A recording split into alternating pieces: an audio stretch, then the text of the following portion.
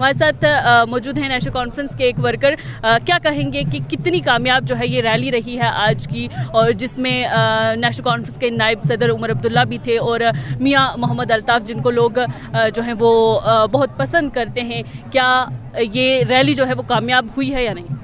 हाँ, बिस्मिल्लाहिर्रहमानिर्रहीम, यकनाबुदु यकनस्तईन।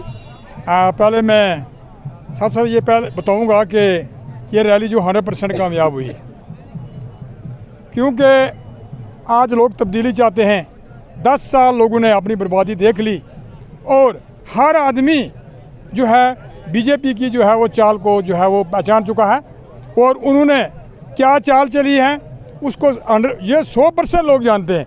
तो लिहाजा ये रैली जो है यहाँ हर घर से लोग निकले हैं। अगर यही जो लोग यहाँ पहुँचे यही वोट दे दें तो मेरे ख्याल में 20,000 की लीड होगी नेशनल कॉन्फ्रेंस के जो है कैंडिडेट की। अच्छा, आप क्या कहेंगे, ये जो भीड़ आज थी नेशनल कॉन्फ्रेंस के रैली में, या हम अलायंस की रैली में देखें, ये मियां साहब के लिए आई थी या उमर अब्दुल्ला के?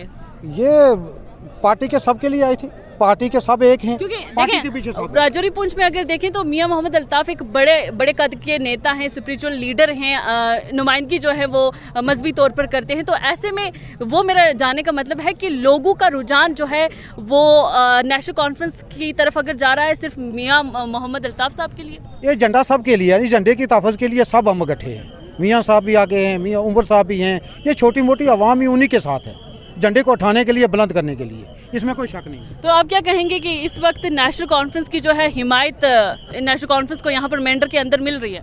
नेशनल कॉन्फ्रेंस की हिमायत जो है वो सबकी आंखों के सामने चल रही है। हमारे कहने से क्या होगा, वो सब लोग आंखों से देख लीजिए। इतनी बड़ी तादाद में एक जो है आंसू का महीना है, इसके अंदर लोग अपने अपने काम में लगे होते हैं।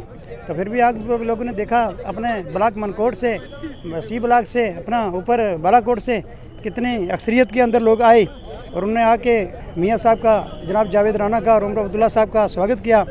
और एक ही ये पार्टी है जो मेंढर के मुस्तकबिल को आगे ले जा सकती है। क्या समझते हैं कि इस वक्त जो है जो असेंबली इंतखाबात हैं कुछ दिन के बाद होने वाले हैं, तो ऐसे में किन मुद्दों को लेकर आप नेशनल कॉन्फ्रेंस को सपोर्ट कर रहे हैं? बिस्मिल्लाहिर्रहमानिर्रहीम। हम इसलिए इस जमात के साथ हैं, जावेद राना साहब के साथ हैं, कि जावेद राना साहब एक सच्चा आदमी है। जावेद राना 2002 में जब MLA बना तो मेंढर में सिर्फ 3 रोडें थीं।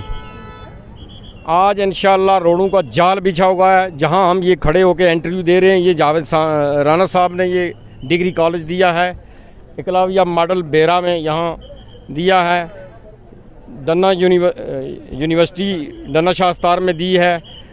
एजुकेशन के मसले मॉडल के लिए कहा जाता है कि सुरनकोट से रहे MLA चौधरी मोहम्मद अकरम ने आप पे एक मेहरबानी जो है वो की थी। सुरनकोट के अंदर एकलव्य मॉडल आया था, वहाँ पर ज़मीन नहीं थी और मेंढर में दे दी। नहीं, ऐसा नहीं है, ऐसा नहीं है। जावेद राना साहब ने तकरीर में भी कहा है कि उसमें जब नवार्ड की 26 रोडें आई थी तो जावेद राना यहाँ 19 रोडें लेके आया था। हमारा लीडर जो है एक बहादुर लीडर है, मतलब है उसका मुकाबला कोई नहीं कर सकता।